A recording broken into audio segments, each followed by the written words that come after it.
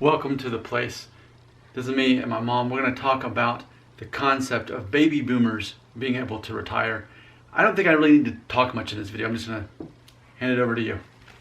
Well, we've been planning for some time that Nick's daddy, Jack, and I, we're planning our retirement for April 2020.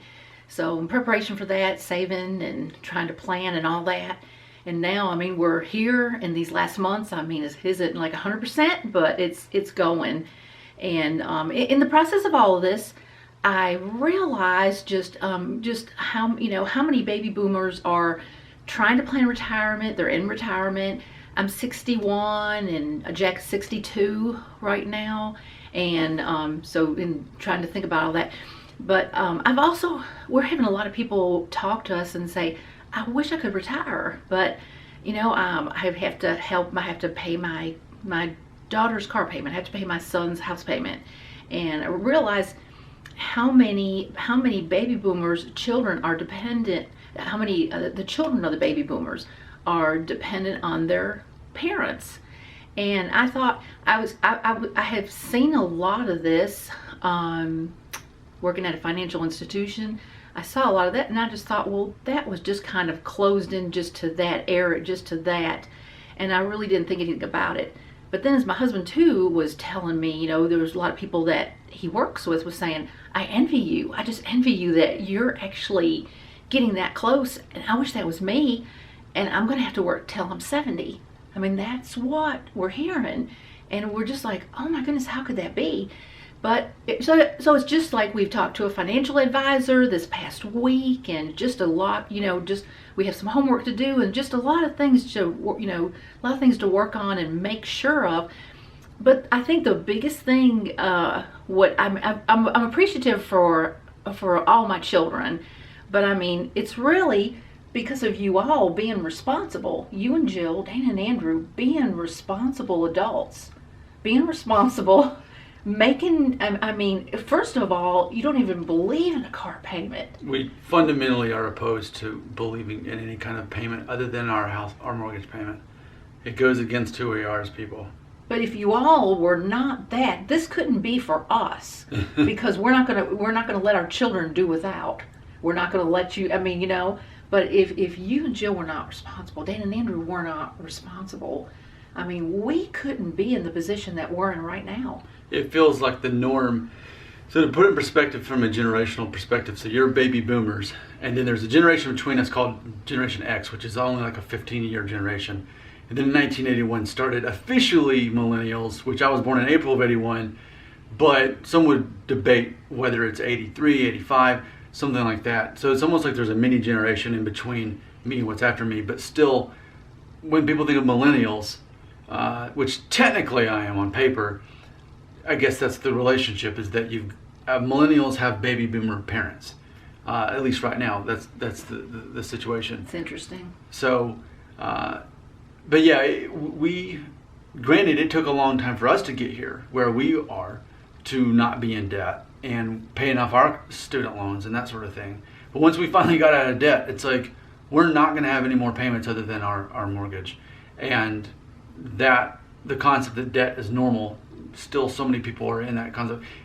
It's funny because even like on the radio in Nashville, there's this jewelry store, and they're like, see something you like, whatever you want, just divide it by 60 and that's your monthly payment or whatever. That's like a 5-year loan or whatever. And I remember the last time we were at a car dealership just kind of looking at cars, I had mentioned a certain budget that we had, and the guy was like, well, you could always get a payment plan wrote up for you. And we were like, nope, we're Dave Ramsey people. We don't live in debt. That's the key to ultimately getting ahead of the system, is not to be in debt. So I mean, I think it's mutual. It's because of what you've taught us, and knowing that ultimately I don't want to be in debt. And I mean, maybe I'm brainwashed, but my generation is constantly told we're not going to have anything left for Social Security. So we're having, in our minds, we're financing our own retirement, even now, even though we're not 40 yet. So I think that's part of it, but I think it can you either sink or swim as a millennial at this point, I think is what happens. So a lot more are sinking, and that's bringing down baby boomers from being able to retire at a decent time when you should be able to, and not have to work into your 70s unless you just really wanted to. It's a real thing. And and our thoughts too were like when we had talked about this several years ago, 7 or 8 years ago, our thoughts were, can we beat the system?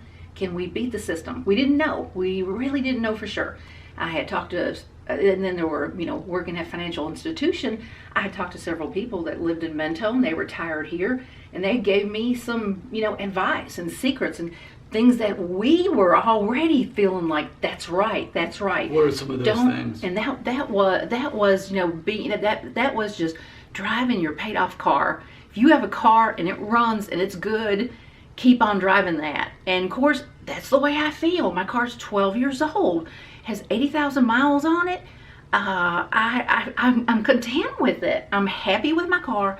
I have never had one moment's trouble with it. I needed a new battery. It has had one new battery, and I'm happy with it. So that was something the financial advisor asked too, trying to kind of figure out our financial situation. And he was asking about automobiles. And okay, are you going to need a new automobile? And we just started laughing. And we said no. Said I have my car, and I told him the situation. And then your daddy's truck. Said it's 5 years old. That's for vacations and driving places. And then we have your Element.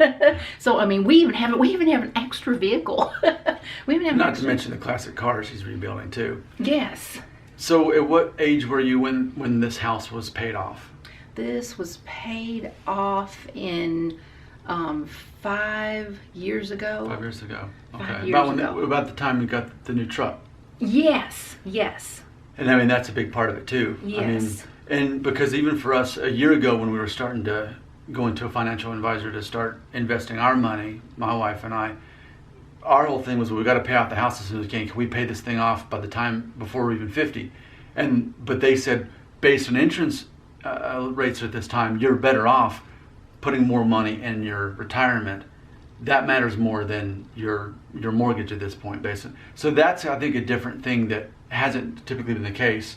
Whereas for you, it was about paying off the house, and for us, we have to put more in retirement, and then pay off our house later. But that's the least of our worries, because ultimately we're putting so much in retirement anyway.